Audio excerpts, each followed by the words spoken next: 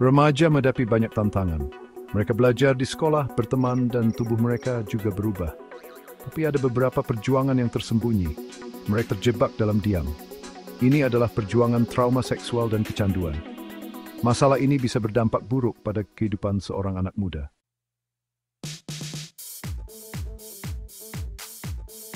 Ini adalah kisah tentang para remaja itu.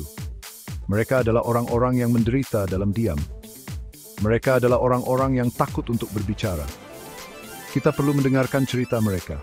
Kita perlu memahami rasa sakit mereka. Bayangkan seorang anak muda. Mereka terjebak dalam lingkaran rasa sakit dan malu. Mereka merasa sendirian. Mereka merasa takut. Inilah kenyataan bagi banyak remaja yang berjuang melawan trauma seksual dan kecanduan. Kita harus memecah keheningan. Kita harus sit down it's really involved kopens. Hidup miskepsan tuodai.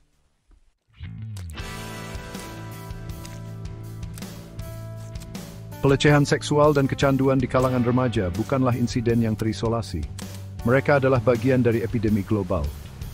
Epidemi ini memengaruhi anak muda dari semua lapisan masyarakat, terlepas dari latar belakang, budaya, atau status sosial ekonomi mereka. Skala masalahnya sangat mengejutkan. Ini menuntut perhatian kita. Di balik pintu tertutup, banyak remaja menderita dalam diam. Mereka memikul beban berat trauma seksual dan kecanduan. Masalah ini tidak mengenal batas. Itu ada di setiap sudut dunia. Ini adalah krisis diam yang tidak bisa kita abaikan lagi. Organisasi Kesehatan Dunia memperkirakan bahwa 1 dari 3 anak perempuan dan 1 dari 5 anak laki-laki mengalami kekerasan seksual sebelum usia 18 tahun. Angka-angka ini mewakili krisis global. Mereka adalah pengingat nyata akan kebutuhan mendesak untuk pencegahan dan intervensi. Kita harus mengakui besarnya masalah ini. Ini remaja. Ini adalah epidemi yang meluas yang menuntut tanggapan global.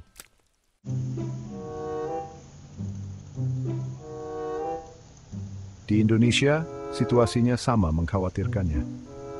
Data dari Kementerian Pemberdayaan Perempuan dan Perlindungan Anak mengungkapkan bahwa 1 dari 11 anak perempuan dan 1 dari 17 anak laki-laki di Indonesia pernah mengalami kekerasan seksual. Statistik ini adalah panggilan untuk bangun. Tingkat sebenarnya dari masalah ini kemungkinan jauh lebih tinggi. Banyak kasus tidak dilaporkan karena takut, malu, dan kurangnya kepercayaan pada pihak berwenang. Stigma seputar pelecehan seksual mencegah banyak korban untuk melapor. Angka-angka ini menggambarkan gambaran suram tentang kenyataan yang dihadapi banyak remaja Indonesia. Di balik statistik tersebut, terdapat kehidupan nyata yang sangat terpengaruh oleh trauma dan kecanduan. Kita harus bekerja sama untuk menciptakan masyarakat di mana para korban merasa aman dan didukung dalam melaporkan pelecehan. Members keinginan melalui presence unfairdelan.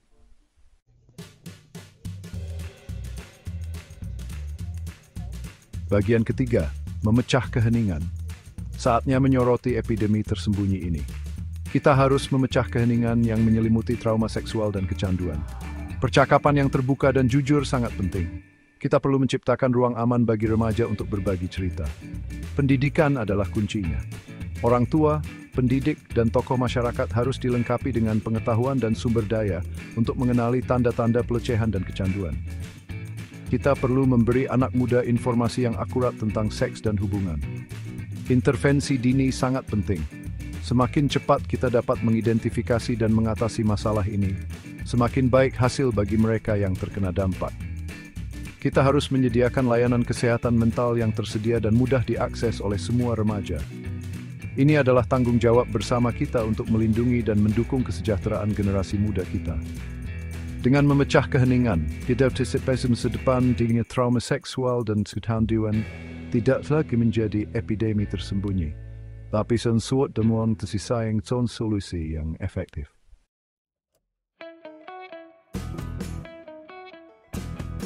Bagian 1, masalah otak. Kecanduan seksual sering disalahpahami. Ini adalah gangguan neurobiologis yang kompleks yang memengaruhi sistem penghargaan otak. Aktivitas seksual memicu pelepasan dopamin, menciptakan rasa euforia yang kuat. Seiring waktu, otak menjadi terbiasa dengan lonjakan dopamin ini. Hal ini menyebabkan toleransi dan siklus kecanduan. Penting untuk dipahami bahwa kecanduan seksual bukanlah pilihan. Undeveloped deficiencies human professionals. dengan dukungan disebut hebat yang jatuhin itu mereka.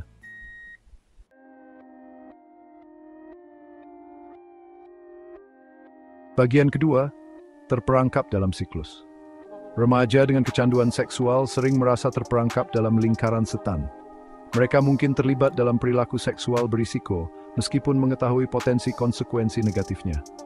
Siklus ini bisa sangat mengisolasi. Remaja mungkin menarik diri dari teman dan keluarga. Dengan intervensi dini, mereka dapat menjalani kehidupan yang sehat. Langkah pertama adalah mencari bantuan. Pemulihan itu mungkin tidak do this moment.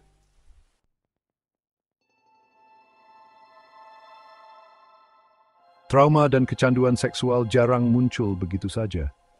Mereka seringkali berasal dari masalah dan pengalaman yang mengakar yang meninggalkan bekas luka tak terlihat pada jiwa seorang anak muda. Pelecehan fisik, emosional, atau seksual selama masa kanak-kanak dapat mengganggu rasa aman, kepercayaan, dan harga diri anak. Pengalaman awal ini dapat menciptakan rasa sakit dan malu yang mendalam yang dibawa anak hingga remaja dan seterusnya. Paparan kekerasan, penelantaran, atau dinamika keluarga yang disfungsional juga dapat meninggalkan luka yang bertahan lama. Ketika kebutuhan emosional anak tidak terpenuhi, mereka mungkin mencari penghiburan dengan cara yang tidak sehat.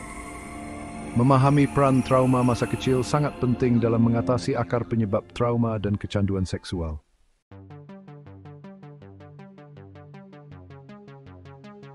Trauma masa kecil adalah faktor risiko signifikan, tetapi trauma dan kecanduan seksual muncul dari interaksi faktor-faktor kompleks. Faktor-faktor ini mencakup kerentanan biologis, pengaruh lingkungan, dan stresor psikologis. Genetika dapat berperan dalam kecanduan seksual. Ciri-ciri kepribadian seperti impulsif dan pengambilan risiko meningkatkan kerentanan.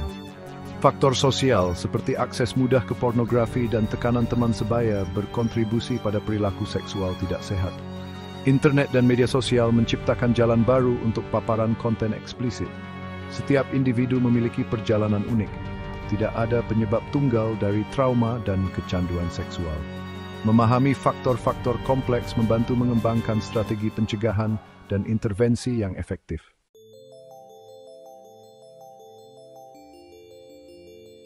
Dampak psikologis dari trauma dan kecanduan seksual pada remaja bisa sangat mendalam dan tahan lama.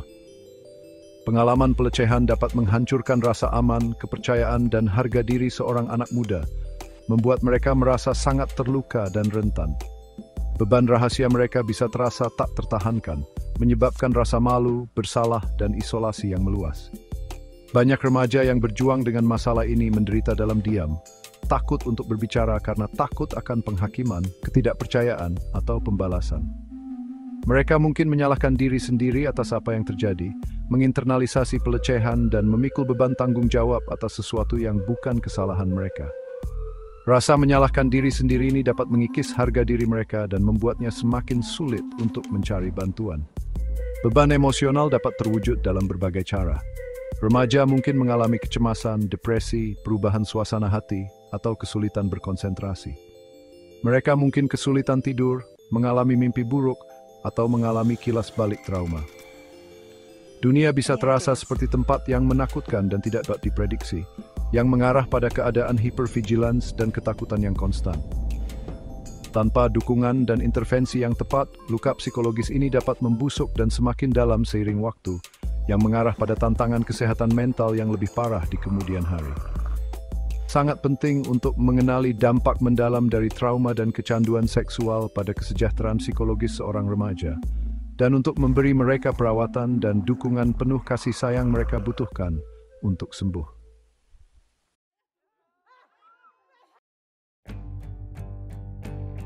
Trauma dan kecanduan seksual dapat meninggalkan bekas luka psikologis yang mendalam, yang dapat terus memengaruhi remaja lama setelah pelecehan berakhir. Salah satu konsekuensi paling umum adalah Post-Traumatic Stress Disorder atau PTSD, gangguan kecemasan yang melemahkan yang dapat berkembang setelah terpapar pada peristiwa yang mengerikan.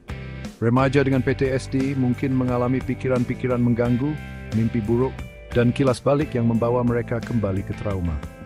Mereka mungkin menghindari orang, tempat, atau situasi yang mengingatkan mereka pada pelecehan, yang mengarah pada isolasi sosial dan kesulitan terlibat dalam aktivitas sehari-hari. Mereka mungkin juga mengalami mati rasa emosional, merasa terlepas dari diri mereka sendiri dan orang lain. Dampak psikologis umum lainnya adalah depresi.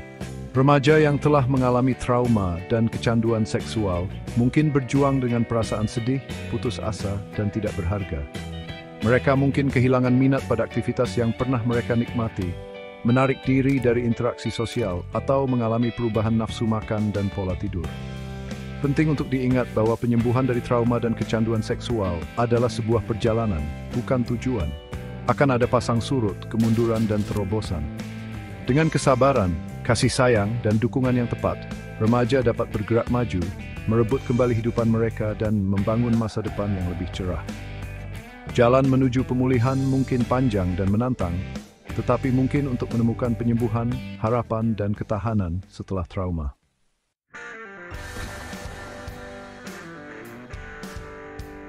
Konsekuensi sosial dari trauma dan kecanduan seksual bisa sama menghancurkannya dengan bekas luka psikologis. Remaja yang bergulat dengan masalah ini seringkali menemukan diri mereka terjerat dalam jaringan isolasi. Ketakutan akan penghakiman dan rasa malu dapat terasa seperti penghalang yang tidak dapat diatasi. Saat mereka menarik diri, para remaja ini mungkin kesulitan mempertahankan pertemanan. Persahabatan teman sebaya mereka yang riang dapat terasa seperti dunia yang jauh. Energi yang dibutuhkan untuk berpura-pura bahwa semuanya baik-baik saja bisa sangat membebani. Jadi mereka mengisolasi diri mereka sendiri, memperdalam rasa kesepian mereka. Isolasi meluas melampaui kelompok teman sebaya mereka. Remaja mungkin menghindari pertemuan keluarga, takut bahwa kepura-puraan normalitas mereka mungkin runtuh. Mereka mungkin menarik diri dari orang tua mereka, tidak dapat menemukan kata-kata untuk mengungkapkan kekacauan di dalam. Isolasi ini dapat menciptakan keretakan dalam keluarga, membuat remaja dan orang yang mereka cintai merasa kehilangan dan tidak berdaya. Ketidakmampuan untuk terhubung, untuk berbagi beban mereka dapat berdampak besar pada perkembangan sosial seorang remaja.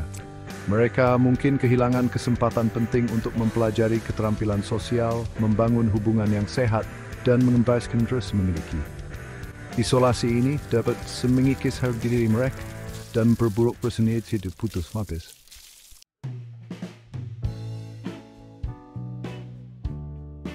Isolasi sosial yang dialami remaja yang telah mengalami trauma dan kecanduan seksual seringkali diperparah oleh stigma yang meluas seputar masalah ini. Masyarakat seringkali menghindari percakapan yang tidak nyaman tentang seks, terutama ketika itu melibatkan pelecehan dan kecanduan. Keheningan ini menciptakan lahan subur bagi rasa malu, bersalah, dan informasi yang salah.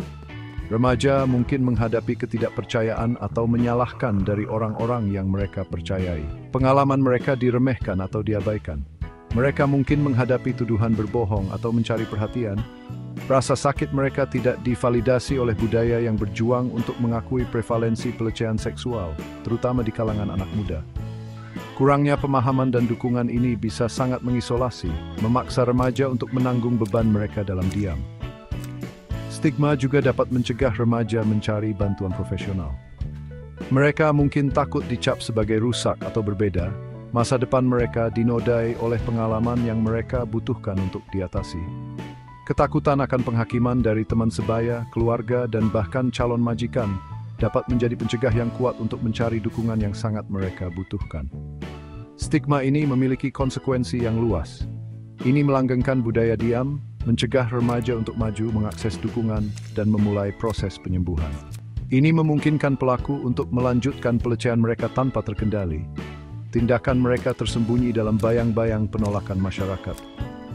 Memecah stigma seputar trauma dan kecanduan seksual sangat penting untuk menciptakan masyarakat di mana remaja merasa aman, didukung, dan diberdayakan untuk mencari bantuan tanpa takut dihakimi.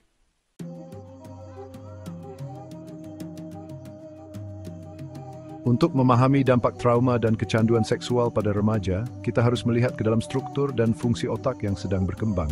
Otak remaja sangat rentan terhadap efek merusak trauma. Trauma mengganggu keseimbangan otak, terutama di dalam sistem limbik, pusat emosional otak. Amigdala menjadi hiperaktif, menyebabkan kecemasan dan serangan panik. Hipokampus terpengaruh, mengakibatkan ingatan terfragmentasi. Korteks prefrontal berjuang untuk berfungsi, mengganggu peniricunding konsentrasi, meningkatkan rinting pronasio dan kesulitan emosi.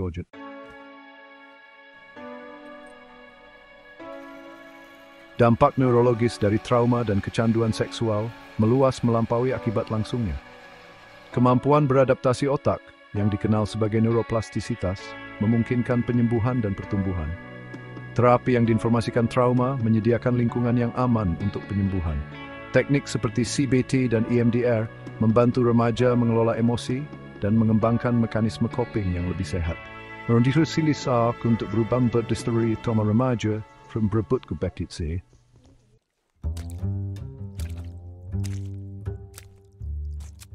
Masa remaja adalah masa dengan potensi yang sangat besar. Bagi mereka yang bergulat dengan trauma dan kecanduan seksual, masa depan bisa terasa tidak pasti. Tanpa dukungan, luka-luka ini dapat menimbulkan bayangan panjang.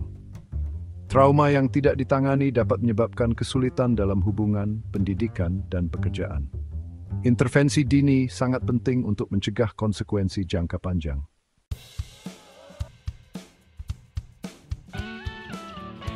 Selalu ada harapan bagi remaja yang berjuang dengan trauma dan kecanduan seksual. Intervensi dini dan terapi yang diinformasikan trauma adalah kuncinya. Teknik seperti CBT dan EMDR membantu mengelola emosi dan mengembangkan mekanisme coping yang lebih sehat. Terapi keluarga mendorong komunikasi terbuka dan dukungan. Menciptakan lingkungan yang mendukung di rumah dan di masyarakat sangatlah penting.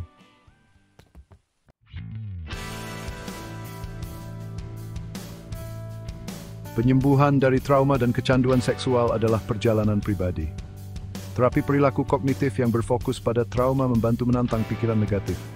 EMDR mengurangi muatan emosional dari ingatan traumatis. Terapi khusus mengatasi perilaku kompulsif dalam kecanduan seksual. Terapi kelompok menyediakan ruang yang mendukung untuk berbagi pengalaman.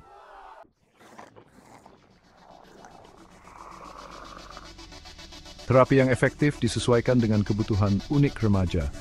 Rencana perawatan yang dipersonalisasi menghormati individualitas mereka. Hubungan terapeutik adalah katalis yang kuat untuk penyembuhan. Kepercayaan, empati, dan rasa hormat timbal balik sangat penting. Penyembuhan tidak linier, tetapi dengan dukungan, pertumbuhan dimungkinkan.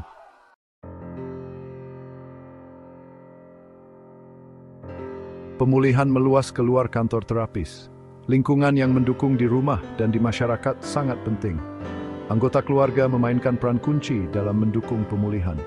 Sekolah dapat menumbuhkan budaya pemahaman dan kepekaan. Memutus siklus membutuhkan upaya kolektif dan percakapan terbuka.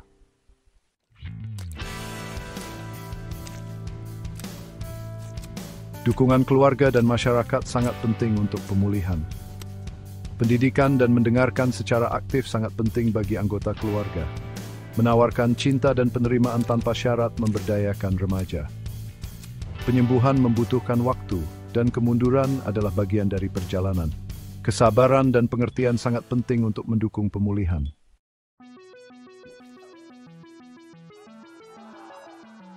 Dukungan meluas keluar rumah tangga terdekat. Sumber daya masyarakat dan kelompok pendukung sangatlah berharga. Sekolah dapat menciptakan ruang aman bagi remaja dalam pemulihan. Penyembuhan adalah upaya kolektif yang membutuhkan empati dan pengertian. Bersama-sama kita dapat memberdayakan remaja untuk merebut kembali kehidupan mereka.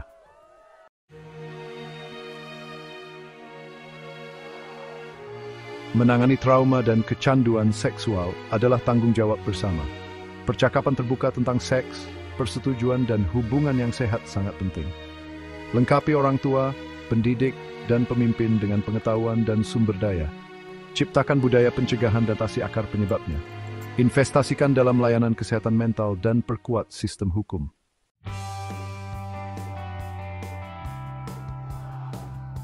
Meskipun tantangan dalam menangani trauma dan kecanduan seksual di kalangan remaja sangat signifikan, mereka bukan tidak dapat diatasi. Di tengah kegelapan, benih harapan sedang ditaburkan. Dengan setiap percakapan yang memecah keheningan, setiap tindakan dukungan yang mengangkat seorang anak muda dari keputusasaan, setiap perubahan kebijakan yang menciptakan dunia yang lebih aman dan lebih adil, kita bergerak lebih dekat ke masa depan, di mana masalah ini tidak lagi menimbulkan bayangan panjang atas kehidupan kaum muda kita. Remaja yang telah mengalami trauma atau kecanduan seksual memiliki kekuatan batin yang seringkali memungkiri pengalaman mereka. Dengan dukungan yang tepat, mereka dapat sembuh, muncul dari kedalaman rasa sakit mereka dengan rasa tujuan, ketahanan, dan tekad yang kuat untuk menciptakan masa depan yang lebih cerah bagi diri mereka sendiri dan orang lain. Kisah-kisah penyembuhan mereka, yang sering dibagikan dengan keberanian dan kerentanan yang luar biasa, berfungsi sebagai suara harapan, menerangi jalan ke depan bagi orang lain yang sedang berjuang. Mereka mengingatkan kita bahwa bahkan di masa-masa tergelap, jiwa manusia memiliki kapasitas yang tak kunjung padam untuk pertumbuhan, transformasi, dan kekuatan cinta yang abadi. Mari kita rangkul tanggung jawab yang kita bagi dalam memelihara benih-benih harapan ini, menciptakan dunia di mana setiap remaja merasa aman, didukung, dan diberdayakan untuk sembuh, tumbuh, dan berkembang. Kesejahteraan mereka terkait erat dengan kesejahteraan kita sendiri, dan masa depan mereka menjanjikan hari esok yang lebih cerah bagi kita semua.